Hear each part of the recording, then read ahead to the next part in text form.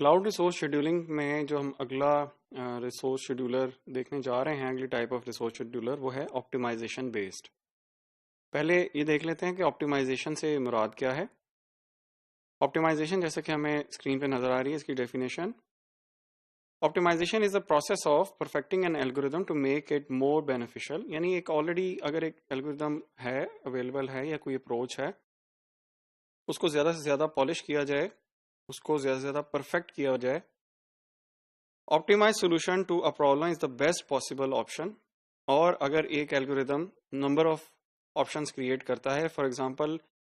जो job at hand है उसकी scheduling on different IT resources, for example अगर मल्टीपल वीएम्स अवेलेबल हैं, उन पे कौन सी जॉब किस वीएम पे या कितनी जॉब किस वीएम पे लगाई जाएं। अगर एट हैंड एक बैच ऑफ जॉब्स हमारे पास अवेलेबल है तो उसके कई कॉम्बिनेशन बन सकते हैं, और डिपेंडिंग अपॉन सिनारियो और डिपेंडिंग अपॉन वेरियस पैरामीटर्स जो है उसमें से बेस्ट जो डिप्लॉयमेंट है वो जो है सिलेक्ट की जाए। ये एक ऑप्टिमाइजेशन जो है बेस्ड एल्गोरिदम का जो है प्रोवाइडेड एक सोल्यूशन होगा इसका। यानी बेस्ट जितनी भी ऑप्शंस अवेलेबल हैं उसमें से जो बेस्ट ऑप्शन है, ऑप्टिमाइज्ड ऑप्शन वो कहलाएगी, या ऑप्टिमाइज्ड सोल्यूशन कहलाएगा वो। जो क्लाउड बेस्ड रिसोर्स शेड्यूलिंग में ऑप्टिमाइजेशन बेस्ड जो शेड्यूलर हैं उनमें ऑफ कोर्स जैसे कि हमें पता है कि क्लाउड पे मल्टीपल रिसोर्सेज हर वक्त अवेलेबल रहते हैं, और एक जो प्रोवाइडर है या क्लाउड यूज़र है वो एक लिमिटेड रिसोर्सेज में ही काम करेगा due to the cost constraint और एनी अदर परफॉर्मेंस कंस्ट्रेंट अपनी जगह पे। तो जो ऑप्टिमाइज्ड सॉल्यूशन होगा उसको कुछ एक्स्ट्रा जो है अप्रोच, कुछ एक्स्ट्रा जो है बेस उसको चाहिए होगी। जो रिसर्चर्स हैं उन्होंने इस सिलसिले में revenue maximisation, lowering communication overhead, output efficiency, energy efficiency, reducing completion time of task को कंसिडर किया है एज अ पैरामीटर, और इनके साथ उन्होंने Bayesian assumptions, stochastic integer programming etcetera जैसी कम्प्लेक्स अप्रोच भी यूज़ की हैं,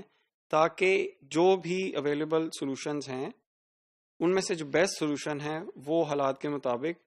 उन सर्कमस्टांसेस के मुताबिक, वेरियस कंस्ट्रेंट जो हमने पिछली स्लाइड पे देखे हैं उनके मुताबिक जो है बेस्ट जो पॉसिबल वे है उस तरह से रिसोर्स को शेड्यूल किया जाए और जल्द से जल्द जो है ताकि टास्क जो है वो एग्जीक्यूट हो जाएं। अब जहां बात हो रही है बेस्ट अप्रोच फाइंड करने की, तो जाहिर है कि उसमें कुछ टाइम लगता है।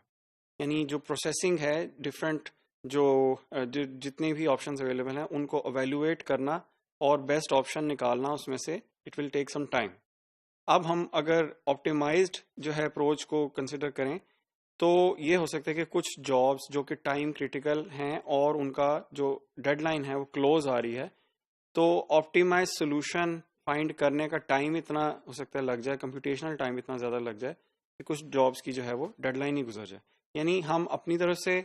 जो एक एल्गोरिदम क्रिएट करते हैं या रिसर्चर्स ने क्रिएट करते हैं जो भी ऑप्टिमाइजेशन बेस्ड एल्गोरिदम, उनका कंप्यूटेशन टाइम इतना ज़्यादा हो जाता है कि वो एक लेवल पे आके फिर वो जॉब्स की डेडलाइन जो है वो मिस करना शुरू कर देते हैं। जितने ज़्यादा जॉब्स होंगी एक बैच में जिनको कि उन्होंने शेड्यूल करना है, उतना ही कम्प्लेक्स जो है वो सोल्यूशन बनेगा। और उसके साथ साथ जितने ज़्यादा आईटी रिसोर्सेज या आईटी रिसोर्सेज की जो भी तादाद अवेलेबल होगी,